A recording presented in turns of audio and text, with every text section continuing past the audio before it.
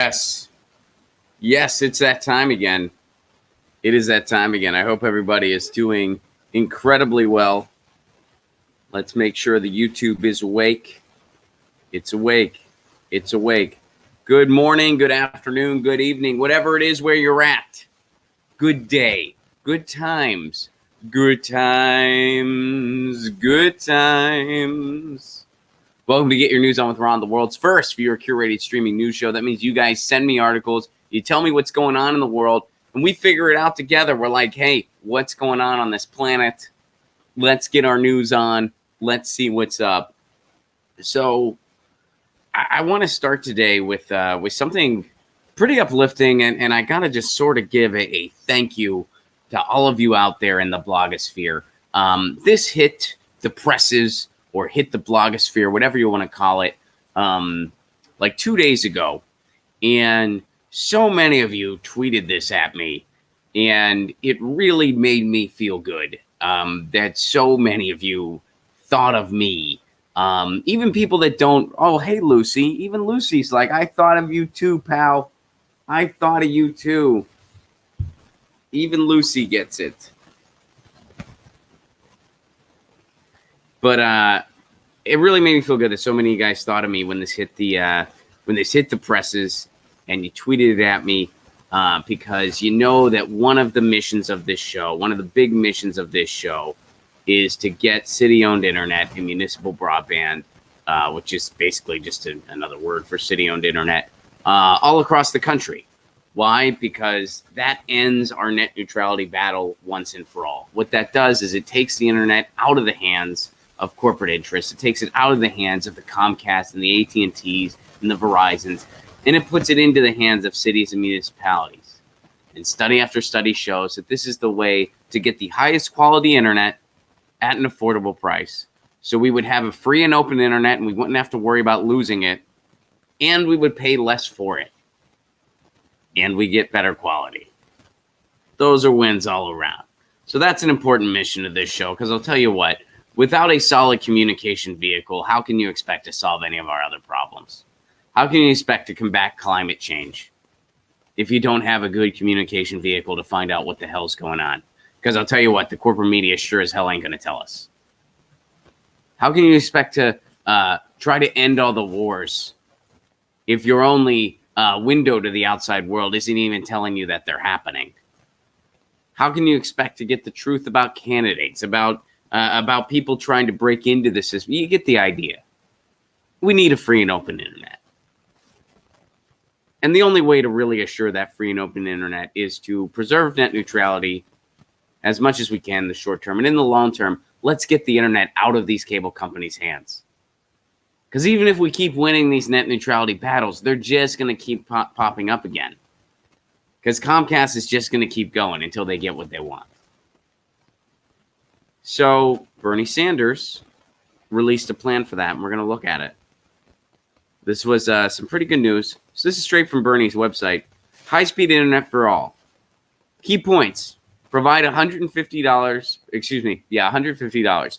Guys, Bernie reached deep in his pockets, got $150 for us.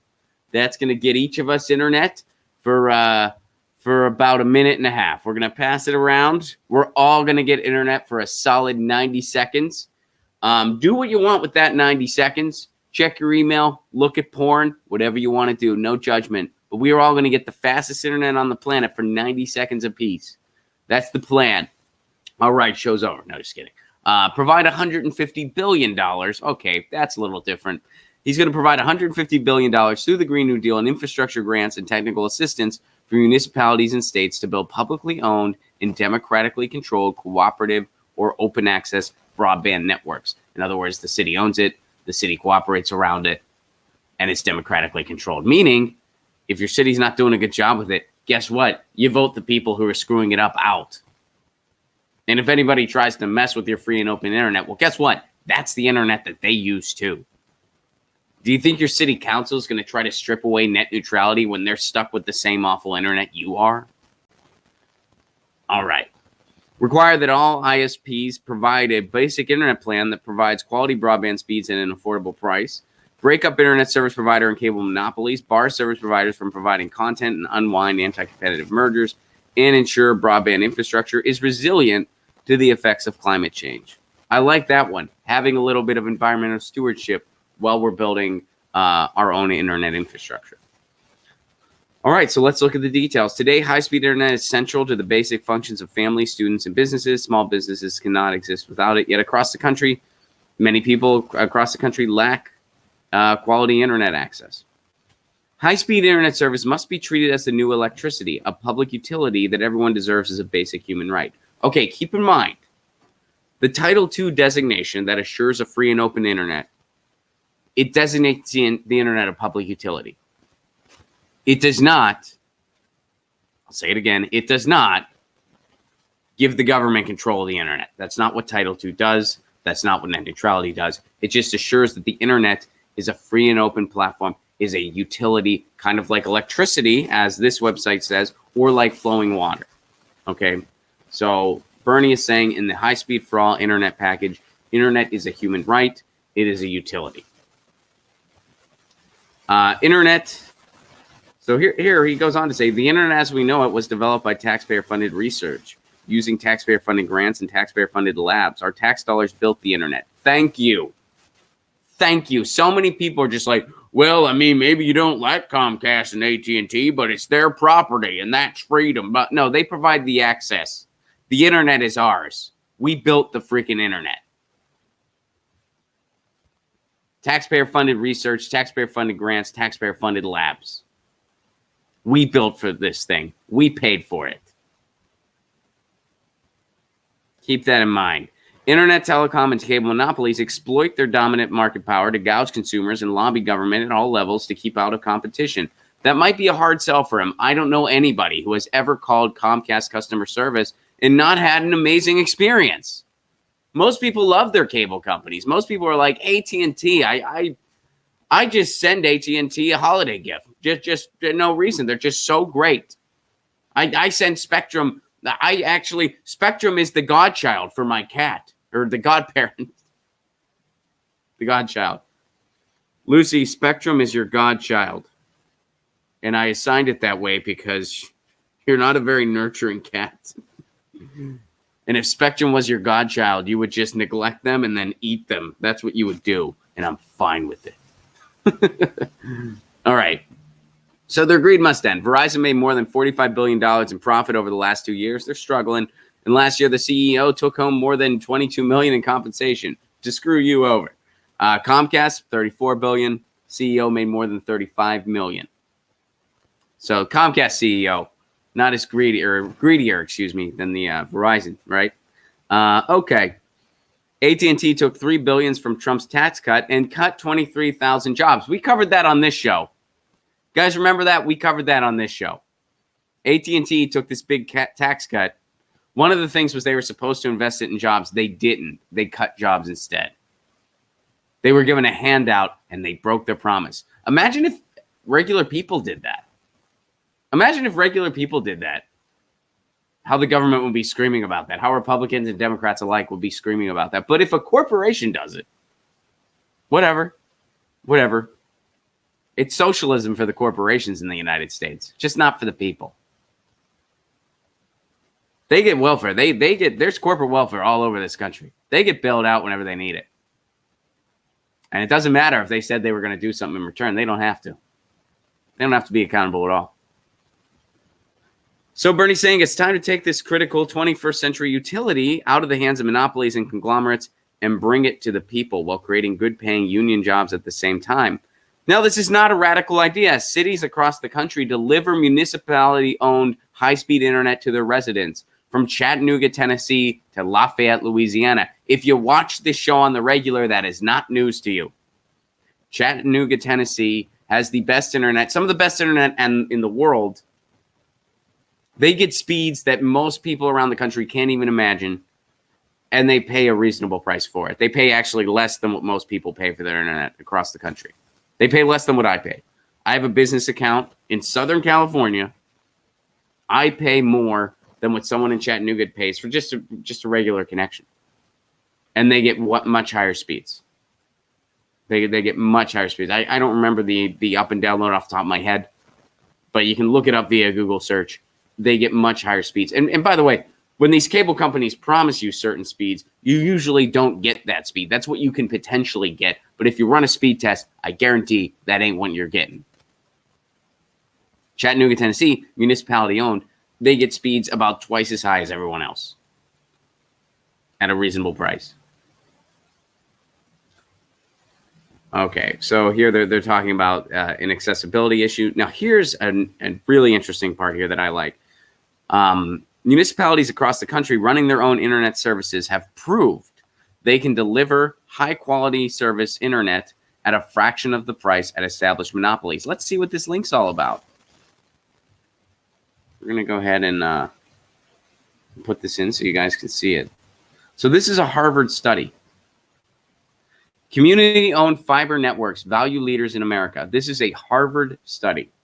The Harvard community has made this article openly available. Okay, so our examination of advertisers' prices showed that community-owned fiber-to-the-home networks in the United States generally charge less for entry-level broadband service than do competing private providers and do not use initial low teaser rates that rise months later. In other words, they're not here to overmarket you like Comcast and AT&T and these for-profit cable companies do.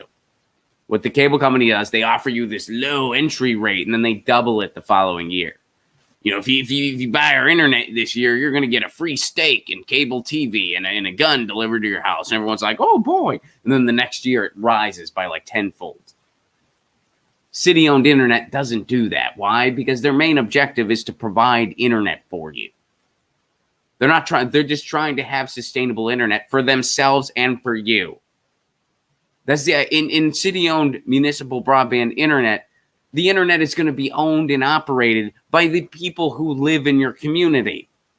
So when the internet goes down, guess what? They don't have internet either. They're dealing with it too. When you call, you're not going to get some call center in some other part of the country that doesn't even know where you're at and doesn't care. It's going to be answered by someone in your community who's going to say, yeah, I know, we're working on it. Because our internet's down too. My kids at school right now, they don't have internet for whatever. I'd imagine kids at school use the internet for a bunch of stuff now. Who knows? But you get the idea. We also found that Comcast varies pricing by region. Okay. All right. So let's look at a couple bullet points here.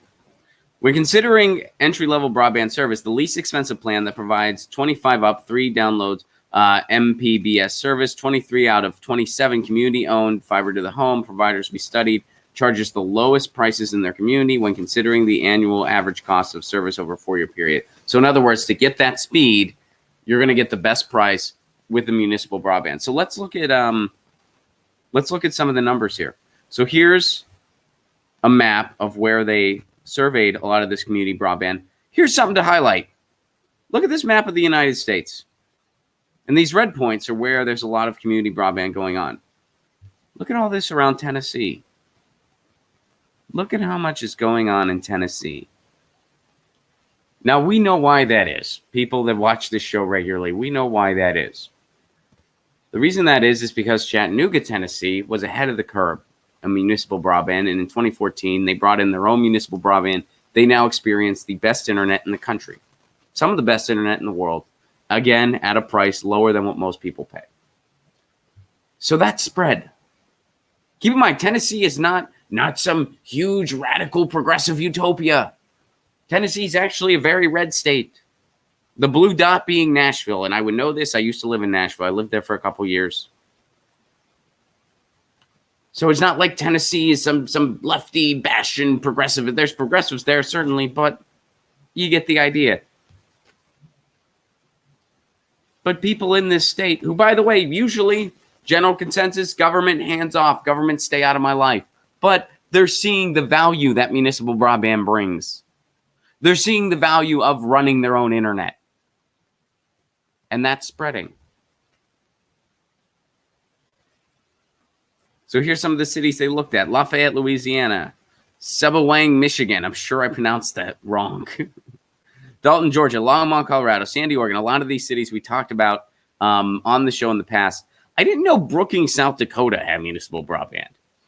All right, so check this out. Now they're comparing and contrasting. Here's the cheapest tiers meeting broadband definition.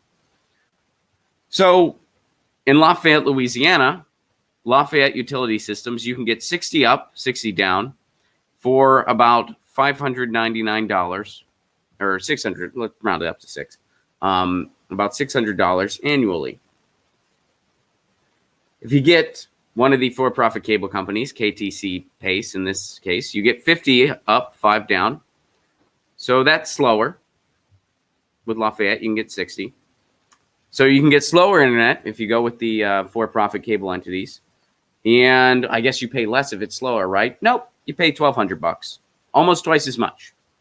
So you can pay almost twice as much for slower internet. If you go with Cox Communications, you're getting it a little cheaper. It's about $900 a month. So $900 a year. So for $300 more, you can get slower internet. So, if you pay us $300, we'll give you a slower product. Sounds great. Saginaw, Michigan, 30/30. You pay about $450, rounded bed down in that case, about $450 a year. Comcast Xfinity, it's going to be about $800 for a slower product. You get 25 up, 25 down. Now here in Morristown, Tennessee, their fiber net is not quite as good. It's 30/30. And that's $419 a year. Now you can get, according to Comcast and Charter, you can get 75, 5 to 10, 60 to 4. If you go Charter Spectrum, it is more expensive. But according to them, you can get a better quality product. So Morristown, Tennessee, still working on their fiber net. But keep in mind, this is what you can potentially get with these cable companies. If you run a speed test, I guarantee you ain't getting it. In fact, I'd be willing to bet you. And if we go down the list, we're not going to go through every one. It'd be a bit exhausting. Look at Sandy, Oregon, SandyNet, 100 up, 100 down, and you pay $500 on average. You average about $500 a year. If you use Wave, their for-profit cable entity, you're getting half the speed. You're getting half the speed for over $150 more a year. Isn't that amazing? Half the speed. So in most cases, we're not going to go through every single one. Now here, look at Chattanooga, Tennessee, to just show you what I mean. Chattanooga, Tennessee, 100 over 100, some of the best internet in the world. 100 over 100. Comcast Xfinity, you get a quarter of that. You get 25 over 5. You get a quarter of that for over $100 more a year. Unbelievable. And I think this is because Comcast has given up there. I mean, Chattanooga, it's like everyone knows that they have renamed themselves Gig City USA. Comcast provides garbage in comparison, and they're probably hanging on by the skin of their teeth there. So in most of these cases, you are either getting straight up better internet at a cheaper price, or you're getting very comparable internet at a cheaper price. Because the cities are just going to give you straight up, this is what we offer, this is what we got. Comcast, Verizon, AT&T, Spectrum, they're going to tell you, you can get up to this. So the speeds that they're promising, that's the speeds you can get up to. I guarantee you most of the time you ain't getting it. So chances are, if a municipal broadband service offers you 30/30 and Comcast is saying, well, we get like 50/20 or whatever, chances are you're getting about the same. Because chances are when they say they're giving you this, they're only giving you this, whereas the city-owned internet is saying this is what we're giving you. So in pretty much every scenario, even some cities that still need to further develop their community broadband networks, keep in mind this is an investment. This is a work in progress. It can get better. And some of the newer projects might not be as far developed as some of the ones that have been in development for a while longer. But even in the worst case scenarios, we're still better off with city-owned internet, with municipal broadband. Even with the newer projects that don't offer as good as speeds, it's still something better than what big cable offers you. Why is that? Well, I'll tell you why that is. The reason why that is because big cable has an organized duopoly. They have regional agreements on where they can and can't go with each other. Comcast and AT&T and Verizon, they all participate with each other. So it's not quote unquote competitive at all. It's the opposite of that. And if an area is kind of rural and big cable decides there's not a lot of money to be made for them there, they just don't go there. They just don't go. So it is literally, by definition, an organized duopoly. So you take the internet out of the hands of big cable, you put it in the hands of the people. It's just going to be infinitely better right away. And it costs less. And it costs less. Bernie Sanders knows this. That's why Bernie Sanders has a plan to combat this. And he's citing Harvard research. This is research that has indicated this stuff. And this is how we get big cable out of our lives. This is how we get big cable out of our lives. We take the internet and we put it in the hands of cities and municipalities, which is where it should have been in the first place. And there's a plan for that now. Hopefully this gets talked about in the next debate. Don't hold your breath, but hopefully this gets brought up in the next debate. All right. So thank you to everybody who sent that to me. It really, seriously, it really made me feel great. Like, so many of you sent that to me, and I really appreciate it very much. So thank you for that. Now, before we switch gears here, we're going to stay on the net neutrality train for a little bit. So I know that there's an impeachment hearing going on. And why should we talk about anything else? Why in the world should we talk about anything else? I mean, that's just, man, Trump's bad. Trump's bad. And how can we possibly talk about anything else? Well, because the government is still functioning while these impeachment hearings are going on. And you're going to get the sound bites later. You're going to hear about how Pelosi had this amazing moment where she talked about how she doesn't hate anybody. You're going to hear these testimonies kind of rehashing all the stuff that's been going on for the past few years. But other things are going on in the meantime. And here's something that's going on. We're going to go over to Fight for the Future here. Live now. This is from a little bit ago, earlier this morning. So this was from today, as of the recording of this, but it was earlier this morning. In April, the House passed the Save the Internet Act to restore net neutrality. Today, senators will use a unanimous consent request to demand a vote on the bill. Tell senators to support net neutrality by backing the Save the Internet Act. So here's what happened here. First of all, we have had net neutrality since the advent of the internet. I'll repeat that again. We have had net neutrality since the advent of the internet. It was assumed protection that all the cable companies adhere to. And what net neutrality does, it assures that all the traffic on the internet is treated equally. You cannot have paid prioritization for different content providers. You cannot provide fast lanes and slow lanes designated for consumers. You can't do that. So people assume net neutrality protections. Now, one day, big cable decided, wait a second, we shouldn't legally have to do this. Screw this. So they took it to court and they won. But what the court said was, okay, technically these companies don't have to adhere by net neutrality laws. Net neutrality was just something that you didn't have officially on the books, FCC, and now it's finally biting you. But what you can do is if you designate the internet a utility, give it a Title II designation that designates it a utility like flowing water or electricity, then you can have net neutrality protections. And ISPs will have to follow net neutrality. So basically, you lost this court case, but there's a really easy thing you can do to get net neutrality protection. And Tom Wheeler, keep in mind, Tom Wheeler was a cable lobbyist himself. He didn't really want to do that. He was like, I don't know if that's necessary because I used to be a cable lobbyist. But the public said, oh no, we want net neutrality. You're doing it, Tom Wheeler. And they crashed the FCC's website. It was just one website. They crashed the FCC's website with comments until Tom Wheeler agreed, okay, I got to do this.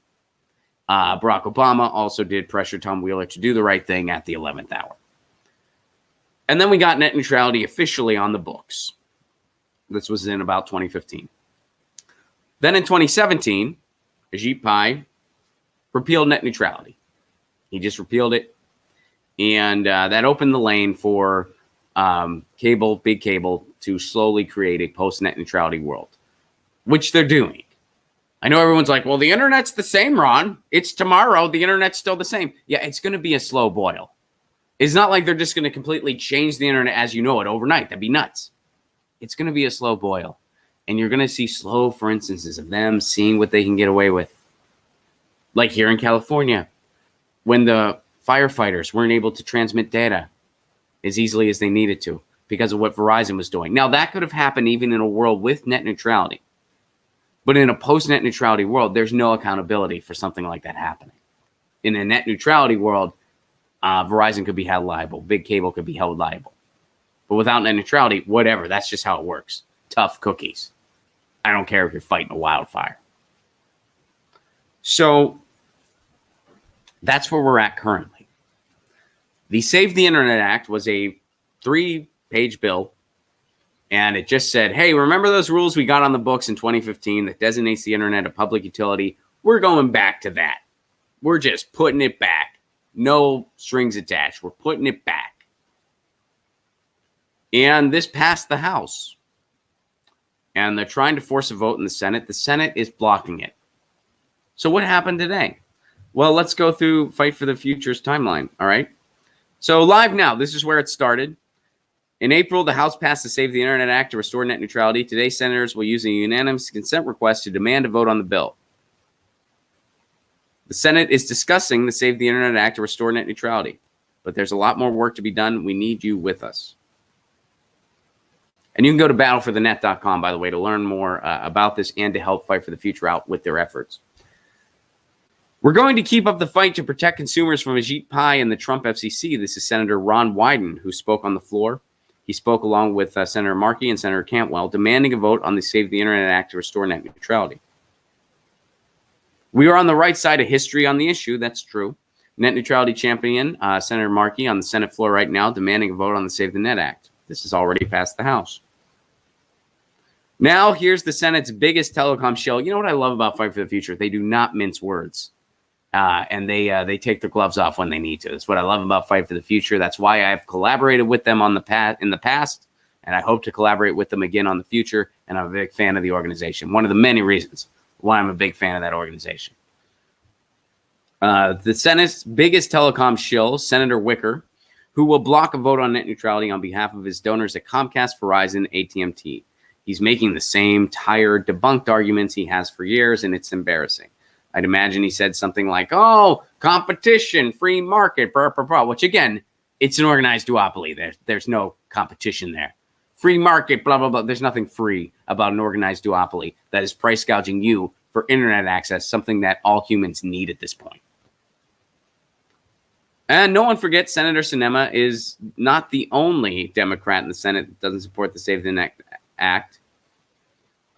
She's also formed a bogus working group with ISP shill Senator Wicker. Now, Senator Wicker's a Republican, but she's a Democrat. All right, so here's the final feedback from today. Here's the final piece of feedback from today.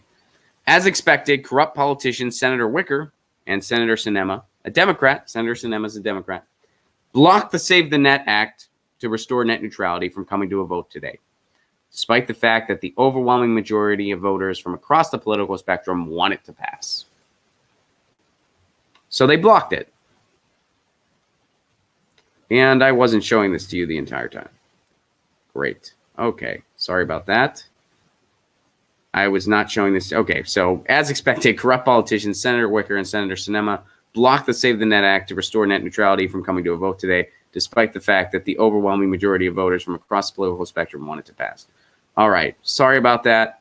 I thought that was being shown to you guys, and it was not. I apologize.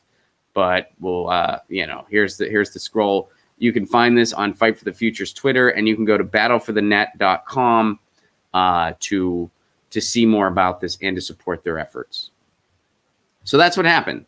They tried to bring it to a vote. They tried to bring it to heel, and the Senate said no. Now, why did the Senate say no? Well, because chances are this wouldn't pass a Republican-controlled Senate. Chances are it would. And chances are this would likely get vetoed by Trump. But what you're doing, if you force a vote, what you're really doing is you are forcing everyone to go on record going against net neutrality. Net neutrality has overwhelming support from over 80% of Americans. Over 80% of Americans support net neutrality. It has support from Republicans and Democrats alike. It has bipartisan support amidst voters. It has, people who are Republicans support net neutrality, people who are Democrats support net neutrality, people in between, all over the place support net neutrality. So they don't want to go on record as blatantly being like, here you are supporting big cable and not supporting people, not supporting the people who vote for you. They don't want to go on record doing that. That's why when we went to the Senate building, myself and Fight for the Future, we showed up at the Senate building to present a petition with 300 million signatures for Mitch McConnell. It was I think it was actually 3 million. Yeah, it wasn't. It was 3 million, not 300. Still a lot. Whatever. Yeah, it was 3 million. Sometimes your mind's going faster than your mouth, But he didn't show up, and nothing happened with it. And here they are blocking the vote again because the Republican-controlled Senate, they don't want to go on record going against net neutrality.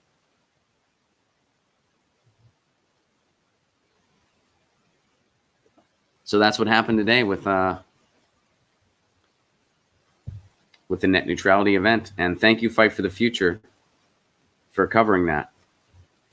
All right. So a lot of you guys have brought this up to me. And this was a decision that Tulsi Gabbard made very recently. Tulsi Gabbard says she will skip the December Democratic debate. Let's go into this article because there's a line in here that was interesting to me. Representative Tulsi Gabbard stated Monday, that was yesterday as of the recording of this, that she won't be attending the December Democratic debate even if she qualifies. Candidates could also, all right, blah, blah, blah. For a number of reasons, I've decided not to attend the December 19th debate, regardless of whether or not there are qualifying polls. I instead choose to spend that precious time directly meeting with and hearing from the people of New Hampshire and South Carolina. Here's a part I love. The Hawaii representative, okay, wait, let's start here. Gabbard has been critical of the Democratic National Committee throughout her campaign and even threatened to boycott October's DNC debate before deciding to join. The Hawaii representative then, without evidence, claimed that the DNC and corporate media were trying to hijack the election. Without evidence. According to the article, without evidence.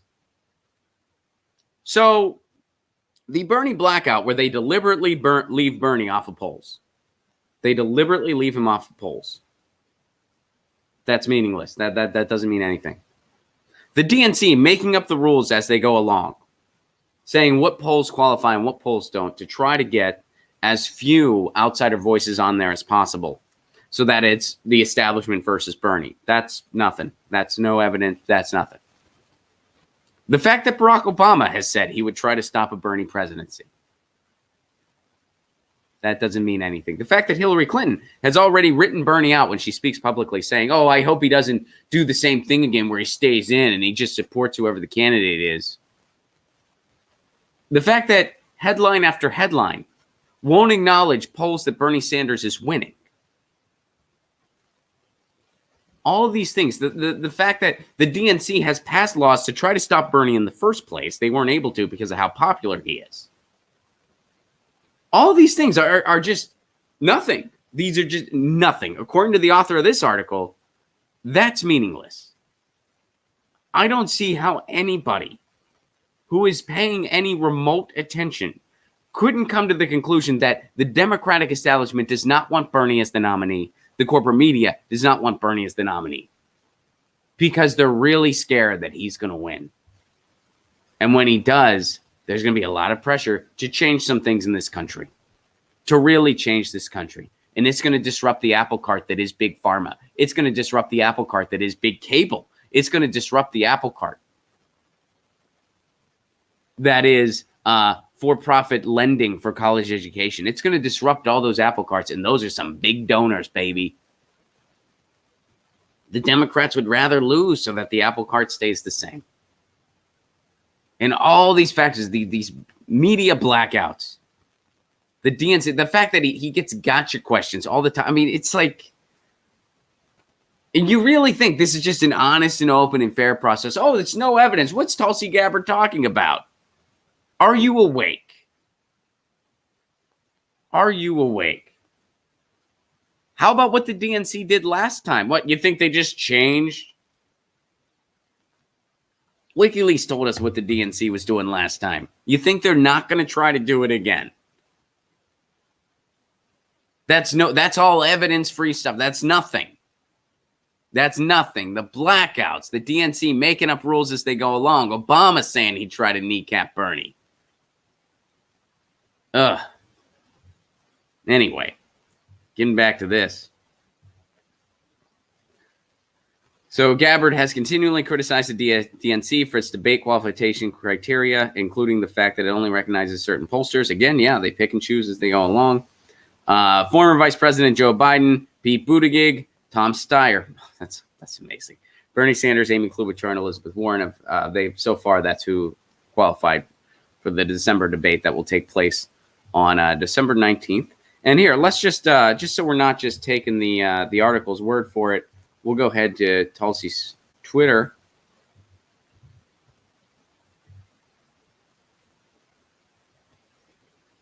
And there it is, straight from her. For a number of reasons, I've decided not to attend the December 19th debate. She did put debate in quotes, which I do appreciate that. Regardless of whether or not there are qualifying polls, I instead choose to spend that precious time directly meeting and hearing from the people of New Hampshire and South Carolina. So, when I tweeted out that, we were going to talk about this, I got a lot of you aren't fans of this decision. My first reaction, I'm not a fan either. I don't know. I think at this point in time, especially, look at what she's done on the debate stage. Look at what I wouldn't say she single-handedly ended Kamala Harris's campaign, but she definitely played a pretty big role. It's definitely, her going after Kamala in those debates, that made an impact. That turned some heads. That's why she was Googled so much after. And Kamala couldn't raise her numbers. So, and there's still plenty of time to go to, New Hampshire and South Carolina. So, yeah, I'm not a big fan of this decision. I think especially before the year's out, and this is the last debate of 2019, it'd be good for her to be on that stage. But I also don't know what the strategy is here. I don't know what her end game is. I know that Graham Elwood has the theory that her and Bernie are working together, that when they met in January, they formulated a plan. She's going to be his VP pick, and this is all part of a bigger plan. I hope Graham's right. I don't know if I'm that optimistic about it. I hope Graham's right. I hope for a Bernie Tulsi ticket. That's pretty much what I've been wanting since day one. Whether or not we'll get that, we'll see. But I don't really know what her end game is with sitting out this debate. If this was already 2020, I could see, okay, well, maybe she's getting ready to kind of pivot. She's going to endorse Bernie. Bernie might pick her as the VP, or she's going to strategize whatever her next move is going to be. She has said she's not going to seek re-election in Congress. So, it's tough to say at this point in time what her long-term game is here. And I'm not trying to over-speculate.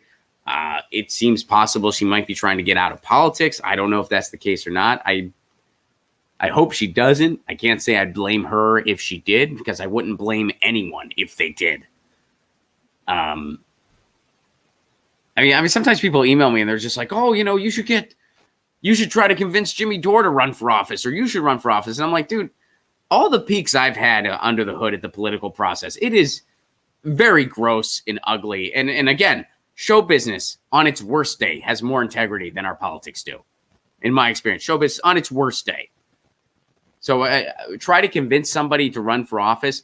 I wouldn't wish running for office on an enemy, let alone a friend. But, we all have our place. And the people who run for office and have noble intentions, I applaud you. But I'm an outsider. I'm meant to be an outsider. The only way I'd ever run for office, I've said this before, is if I got formally recruited. if somebody's straight up recruiting. Now, I know it can't be as much as like they just throw you on the ballot and there's nothing you can do, because it does require a signature. But what I'm saying is, if people rallied, if there was a big group and there were a bunch of signatures and people were like, this is it. We want you to do this. We're recruiting you. We're enlisting you to run for this. I would put the signature on, because I like that idea from the Greeks. Where they say, you know what? We're recruiting people.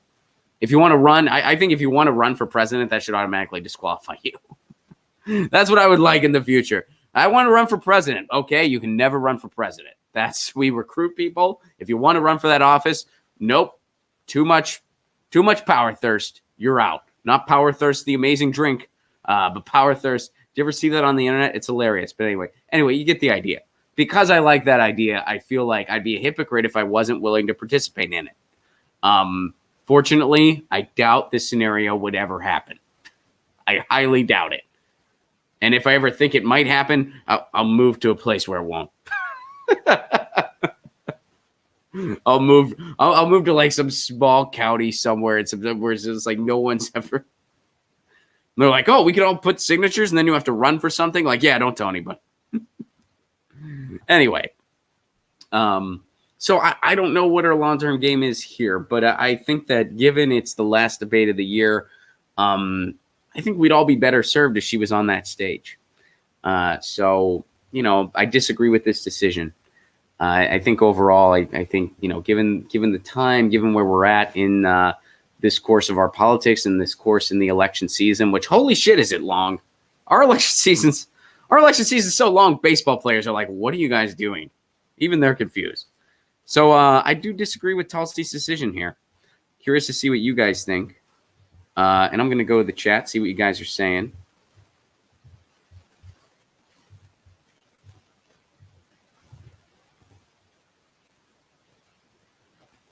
By the way, shout out to our sponsor, ZHITEA.com, ZT.com, their T kind of rules.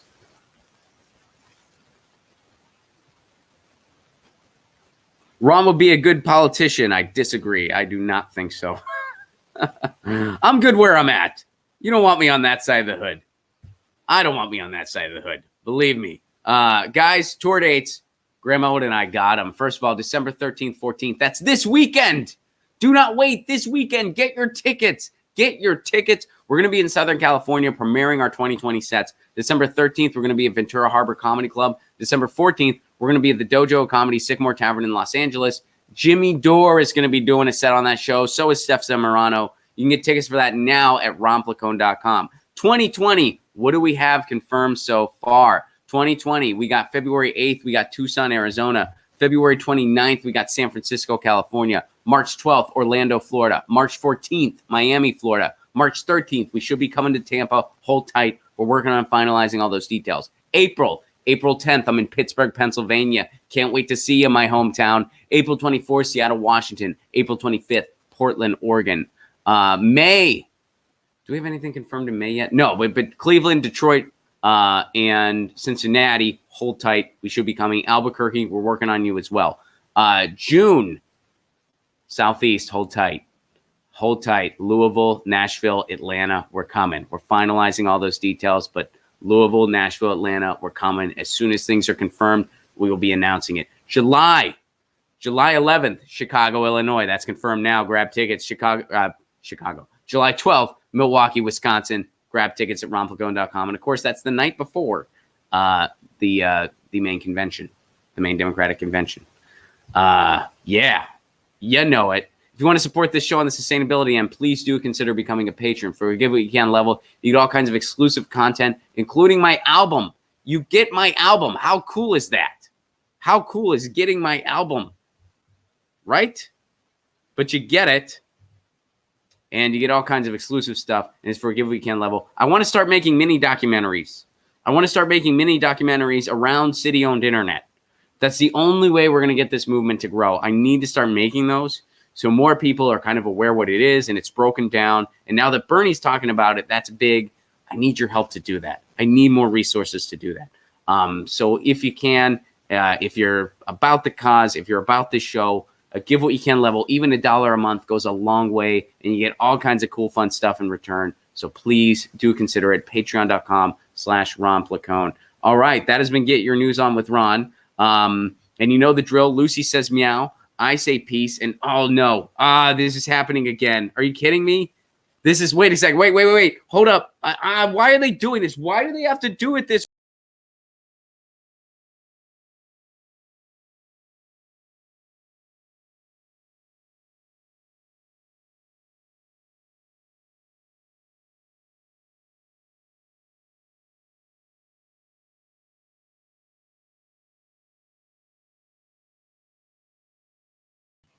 Hello, it's me. Yes, whenever I want to talk, I hijack stream. That is what I do. Stream has been hijacked officially. Here's what I'm going to do. I'm going to tell you a little bit of truth. This is Chaos Agent 11, by the way. I hope everybody is having a fun day. I hope everybody is well and that you are very, very happy. All right, let's see here. Check this out. Oh, look at me. I can do fancy things like that dude who runs show. I think Black Cat makes all decisions, but I can help too. Democrats pick Hillary Clinton as 2020 frontrunner in new party poll. A new poll of registered Democrats has Hillary Clinton as their top choice for 2020 Democratic Party presidential nomination, and she's not even running. The online Harris poll survey released by the Center for American Political Studies at Harvard found that Clinton placed first. It polled 1,859 voters and was conducted between November 27th and 29th. Blah, blah, blah, blah, blah. Who cares? Let's see. Joe Biden, my guy, came in second at 20%. Bernie Sanders, 12%. Elizabeth Warren at 9%. And New York Mayor Michael Bloomberg. Who voted for that dude? Who was like, yeah, Bloomberg, that's my guy. So Hillary Clinton won this poll. It surveyed 1,859 voters. What they do not tell you, and what you can only find out here on this show, I voted 1,800 times. And I voted for Hillary Clinton. I voted for 1,800. They're making up those other numbers about the percentages because I know for a fact I voted 1,800 times for Hillary Clinton. Why did you do that, Chaos Agent 11? We thought you didn't like Hillary Clinton. I don't like anybody. I only like chaos. In picking her, lot of chaos. Are you kidding me? She goes on Howard Stern and they giggle about how Americans can't afford college. Doesn't that scream leader to you? She's still blaming Bernie for 2016, even though Bernie campaigned for her over 30 times at his own detriment. He faced consequences because of it from his own base, but he did it anyway. And she's still complaining about him. He hurt me. Hillary Clinton. There would not be any more chaos if she is nominee. She would go up against Trump. She would lose a second time. And then people might look around and be like, wait a second. This is an oligarchy. This is a plutocracy. This is ridiculous. They just ran this person who lost to Donald Trump a second time. I don't know if our planet can sustain it. It will be hilarious. I will make so many memes. I will make so much money. It will be complete chaos. So yes, Hillary Clinton won that poll. I voted 1,800 times. Now you know how it happened. Now you know, to quote the great poet herself, what happened. This is Chaos Agent 11. Goodbye until tomorrow. By the way, show gets back at 1 p.m. Eastern Time, 10 a.m. Pacific Time. The dude who runs the show, he needs to remind you of that in case you forget. In case you don't know, it will be back tomorrow at the same time. Okay, don't panic, host guy. I told everybody. And Black Cat is happy on the couch. She is on the couch. She is great. Goodbye.